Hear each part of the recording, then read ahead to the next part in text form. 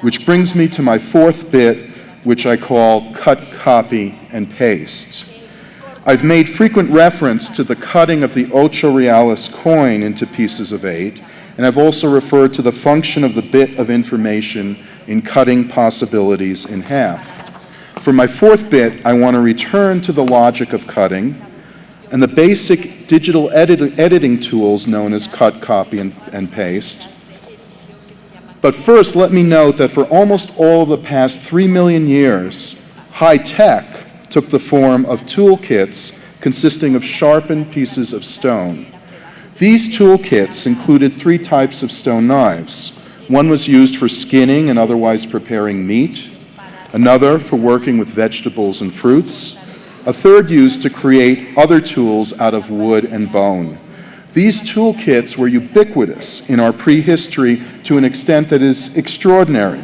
They're found across a wide variety of climates and habitats, across isolated populations separated by great distances, most remarkably of all, across different species of hominids. The stone toolkits themselves were subject to surprisingly little innovation or evolution over the long period of time leading up until the creative explosion that occurred about 30,000 years ago.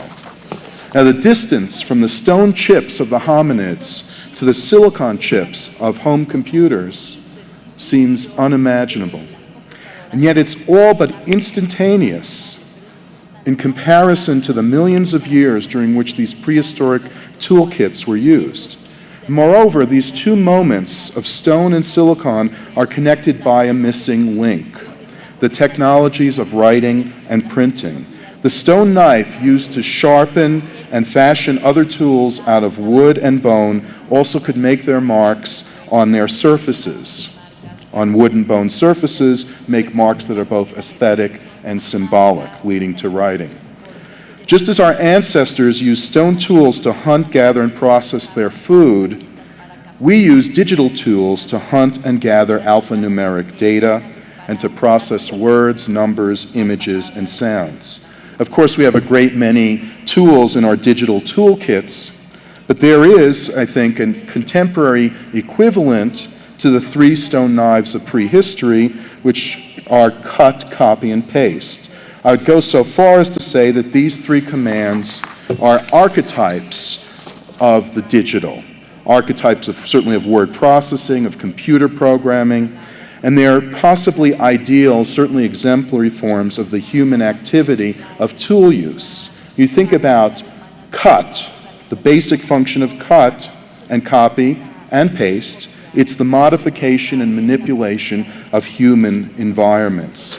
The digital tools influence and alter our information environment, much as the prehistoric toolkit was used to act on the natural environment. And of the 3, cut is clearly a direct descendant of the stone knife and would have to be the most basic activity, as it can be performed without any tools, simply with teeth, which would be the first bit and the first byte of information. It makes sense then that cut appears first in the menu of our operating systems. Together, cut, copy, and paste cover the most basic types of technological operations. Cutting implies taking a whole and breaking it into smaller parts. Pasting implies joining together separate parts to form a larger whole. And copying implies the repetition of either or both in order to achieve similar results. We also see here the beginning of arithmetic operations. And when the same operations are applied to language and writing, we get editing. And that gives us the ability to alter, to modify our digital communication and edit our interpretation of reality. So in other words, a basic function of cut, copy, and paste is the modification and manipulation of symbolic environments, and that in turn implies the modification and manipulation of technological environments. Now, of course, the digital toolkit reflects the biases of binary code, because what's really being manipulated are bits of information. And therefore, we're dealing with not with material substances, but with bits of information which are easy to manipulate. Our contemporary digital world appears to be infinitely malleable, changeable, and this makes it difficult to recognize the limitations of biology and physics and economics. When printing made the mass production of texts profitable, copyright legislation followed, and patents, trademarks, and other forms of intellectual property rights were based on the precedent of copyright. As the electronic media displaced typography, cut, copy, and paste operations become all too easy to perform, and we see these rights increasingly disregarded. And in this way, the communications industry grapples with software pirates, while we educators confront the problem of plagiarism. Now this brings me to my fifth bit, which I call cyber time. Computers represent the convergence of a number of different technologies, and one of them is the mechanical clock, the first form of automatic machinery. Like the computer, the clock is a device that manufactures no physical products, but instead what it produces is pure information. Moreover, as Lewis Mumford makes clear, the clock's main function is to coordinate and synchronize human activities and events. It is an early technology of control. The clock is a forerunner of cybernetics and computing. The digital computer actually incorporates an electronic clock within its central processor, and that controls the computer's functions. So we have cyber time, which is a digital form of time, and it's worth noting that when digital clocks and watches were introduced to the consumer market back in the 60s, they were criticized because they present a discrete and decontextualized sense of time. The traditional clock face provides a context that includes every possible time of day, and out of that we calculate the correct time. It therefore provides a sense of the past and the future so that we reckon time as so many minutes before or after the hour, rather than in digital time as a steady accumulation of units. Now clearly, clock faces represent time as circular and cyclical, while the digital display gives us a much more linear sense of time. The cyber time is also quick time. In the age of relativity, the speed of light is the only constant. To the electronic media's instantaneous transmission of information, the computer in turn has contributed the processing of information at electric speed.